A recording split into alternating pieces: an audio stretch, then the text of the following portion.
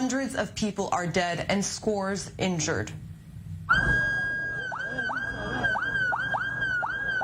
A major 7.9 magnitude earthquake struck southern Turkey and neighboring Syria earlier this morning.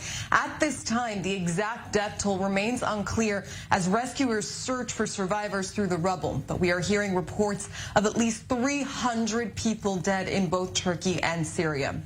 Videos shared on social media show dozens of collapsed buildings while frightened residents huddle on the streets amid the chaos. Multiple strong aftershocks were also felt across the region in Israel, Syria, and Lebanon. The largest aftershock was recorded at 6.7 magnitude. Turkey's disaster agency has called for help from the international community as 1,000 search and rescue volunteers have been dispatched.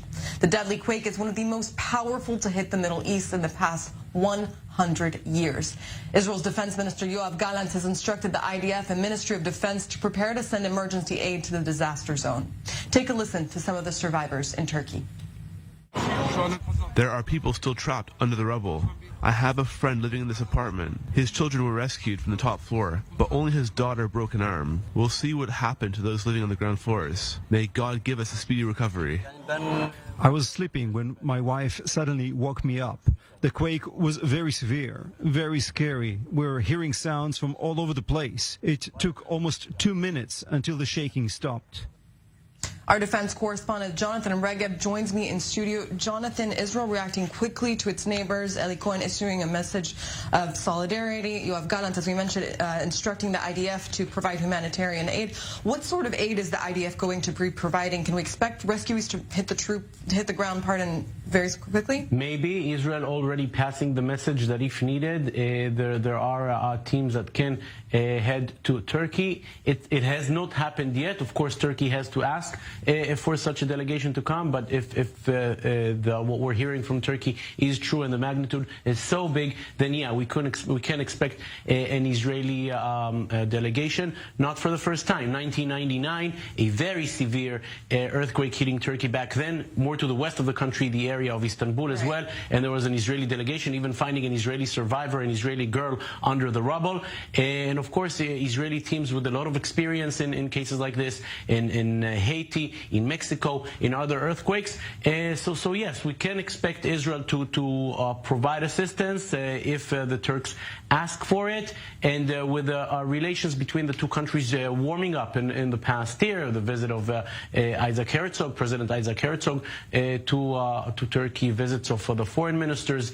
So yes, I think we can expect an official delegation from the Home Front Command, which, as we said, has a lot of expertise and experience in this field. Also, other organizations such as Zaka, for example, they're already prepared to provide assistance for Turkey. Now it's all an issue of Turkey asking for that assistance, and the Israeli team will be ready to go. The distance is not very long to Turkey. Therefore, I think we can expect it to happen. Right. Jonathan, stay with me. I want to bring into the conversation Terry Newman, IDF Search and Rescue Reservist. Israel's Defense Minister Terry, as we mentioned, Minister Yoav Gallant has instructed the IDF and Ministry of Defense to prepare to send emergency aid to the disaster zone. Have you received any instructions yet?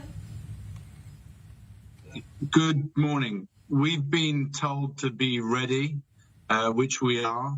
Obviously, our thoughts are first and foremost with those who are currently in the rubble at the moment and their families and all the searchers on the ground at the moment. But we are certainly ready to do what is needed to be done. Your colleague in the studio mentioned what happened in 1999. Then, in fact, Israel also sent across equipment as well, buildings, temporary homes, etc. At the moment, the messaging that we are getting from the Ministry of Defense is search and rescue to save those, similar to what was done in Haiti, in Miami. It was also done in Indonesia and other places. Israel is very proud to have one of the best search and rescue units in the world. And if and when we are requested to by the Turkish government, obviously the IDF will send us. Absolutely. Terry, walk us through a rescue mission scenario like this one. What does such a rescue mission entail? And what are some of the challenges you could potentially face? Well, yeah, first of all, it's important to say when the IDF sends in a search and rescue team, we have our Israeli flags on our uniform, so it is very much visible that we are coming from the IDF, from the Israeli Defense Forces. There are warehouses which store the equipment which is used in and around the Ben Gurion airport area. They are taken on airplanes, Hercules, whatever it is required, come into the area, and every place different. Every single earthquake area is different. Every single natural disaster area is different. And the commanders on the ground make the decision as to what needs to be done, both in terms of those people on the heavy mechanical equipment and also the actual rescuers on the ground. So it has to be, there's a lot said about Israeli ingenuity and learning how to think on your feet and thinking fast, and this is an exact example of where that is needed most. Absolutely. And tell me a little bit about the coordination that goes into a rescue mission such as this one in a foreign country with Israeli troops. How does that work exactly? Well, the first and most important decision is made, obviously, here in the Ministry of Defense. Are we going to send? And Israel has always, even with countries which Israel does not have official relations, the approach of Israel has always been, if we can help, we will help.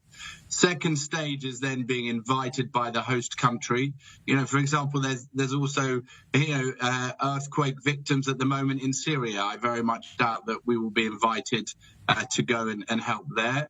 If we are instructed and we are invited, then the team gets organized. And as I say, at the moment, various parts of the search and rescue unit are getting ready at the moment. Then the team comes together, they fly across. And then when you arrive, you are received on the other end. You go to wherever the natural disaster is, and then you get the equipment out and you start doing what you know to do and what you've practiced here many, many times. Terry, on a personal note, as an Israeli taking part in a rescue mission in a foreign country, what are some of the reactions you receive?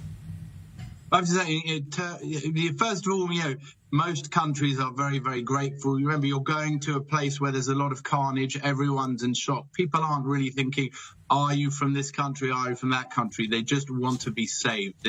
The human desire to live is one of those, the will to live, so to speak, is one of those forces which drives us on. Specifically Turkey, I should say, we have offices in Turkey. We have family in Turkey. Turkey is one of Israel's most important allies in the Middle East.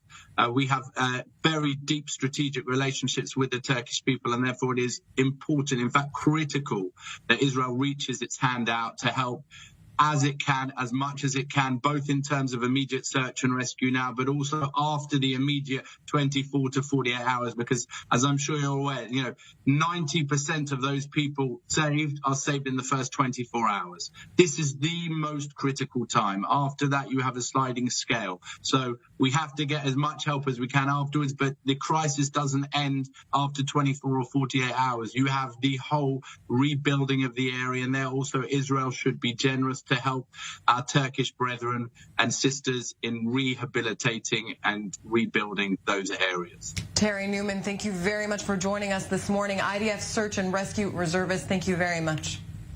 Thank you.